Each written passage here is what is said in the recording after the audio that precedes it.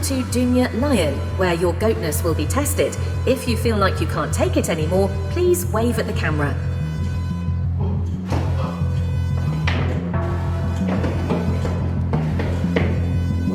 Wait. He may be human.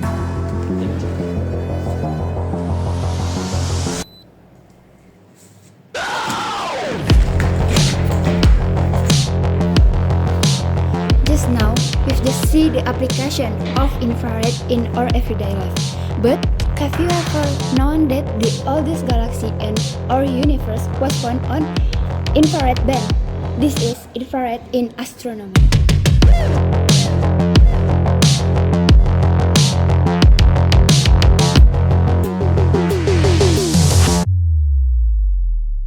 To further inspect infrared in astronomy, we have invited an expert in this field. Good morning, Professor Gibran RBR. Yes, good morning. Before we start, can we know what does RBR stands for? No. Oh, okay. So what is infrared? Infrared is a type of electromagnetic radiation with a wavelength that is longer than visible light but shorter than radio waves. This radiation is undetected to the naked eye, and infrared wavelength can vary from 700 nanometers to 1 millimeter. In astronomy, it used to detect faint and cool objects. So can you tell us how this radiation was found? Well, actually, infrared was accidentally found by my father, Professor William Herschel, in 1800. My father jokingly placed infrared in the sun spectrum, and it turns out the temperature goes up.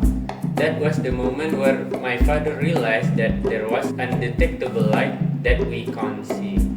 I see, that's how it is. Please send my heaven to your father. Okay, we have to conclude the interview. Thank you for the time, Prof.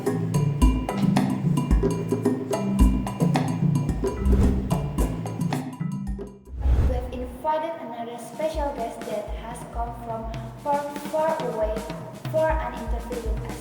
Please welcome Mr. Fad.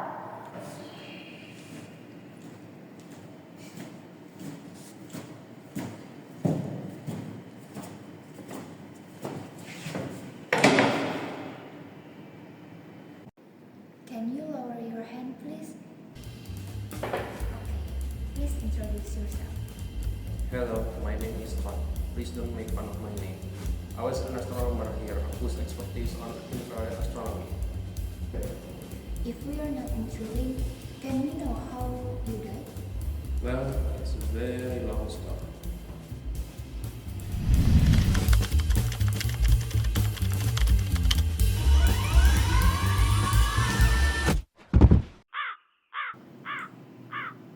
Well, that's weird. Let's get back to our main topic. Can you please tell us what's some of the discoveries in infrared astronomy? Oh, have you seen exoplanet? Those things can be found using infrared. That also applies to brown dwarfs. Have you seen one of them? They're basically dwarfs. They're brown. There's also a blackened nebula object, which is thought to be a massive coronal star. You can also see the star that's invisible due to the thick interstellar dust that's using infrared. That seems magical. In the 1920s and 1930s, the first observation of celestial objects in infrared were made, primarily focusing on the moon and planets. Infrared astronomy allows us to filter thick, dark, and cool dust clouds, making them appear transparent and revealing what lies behind them. Using infrared technology, we can detect more and more dust clouds across the universe. By the 1960s, dust clouds were successfully studied using ground-based infrared telescopes, which significantly advanced our understanding of stellar formation. Fast forward to 2003, the first high-resolution infrared space telescope, Spitzer Space Telescope, was launched. It focused on studying exoplanets, star-forming regions, and distant galaxies, revolutionizing our understanding of the cosmos.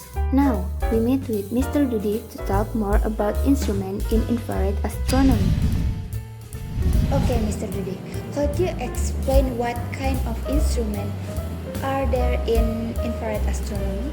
Actually, instruments in infrared astronomy are similar to the astronomy instrument in general. We need a telescope, we need filter, and a detector. Usually, the infrared telescope are located in outer space because most of infrared radiation are blocked by Earth atmosphere. You have slightly mentioned the filter. Could you tell us more about it? So, in astronomy, a filter is... sorry, Miss Moderator, I have to answer this call. Yeah, hello Mbak, how is it? Oh, this just coming Mbak, I'm inside.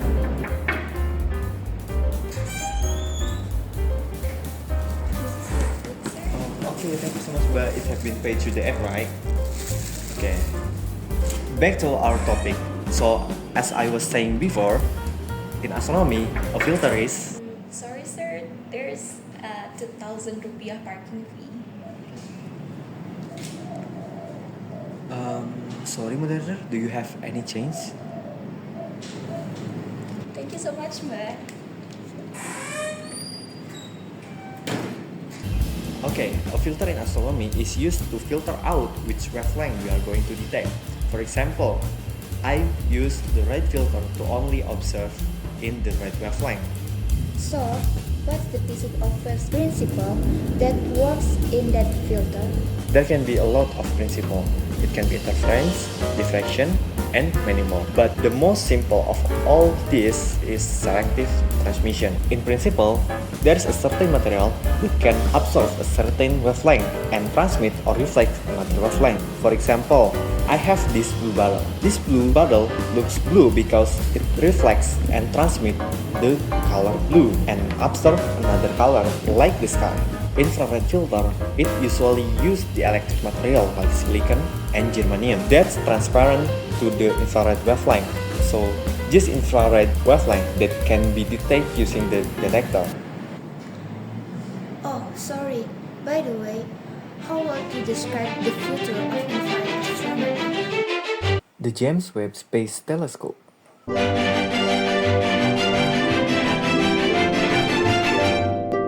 The SAR Space Telescope has a 6.5-meter size mirror with the most advanced instrumentation abilities.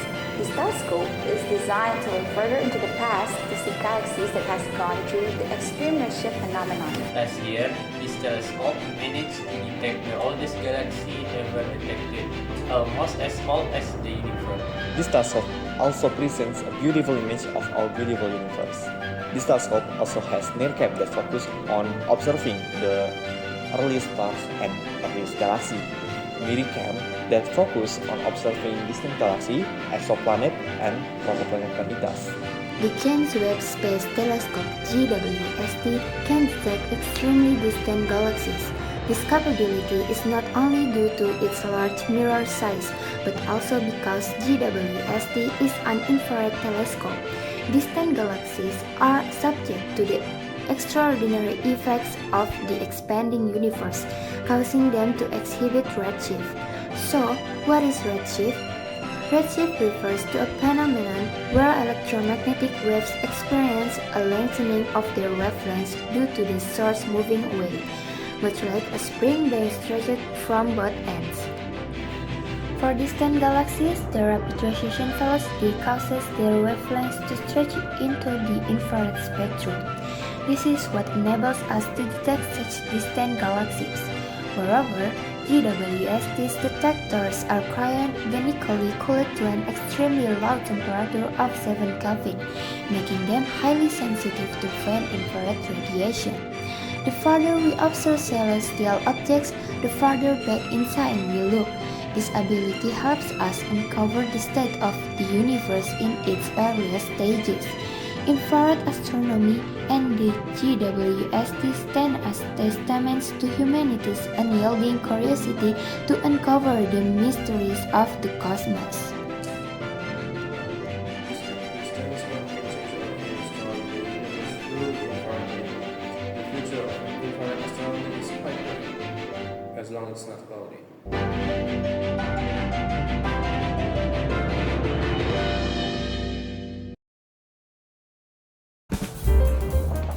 You have watch the use of infrared wavelength in astronomy.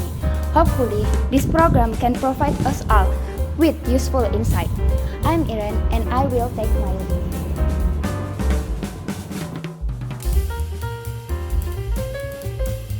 To further infrared.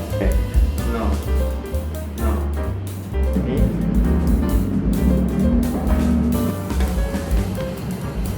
So much more. But it has been through faith after that. It's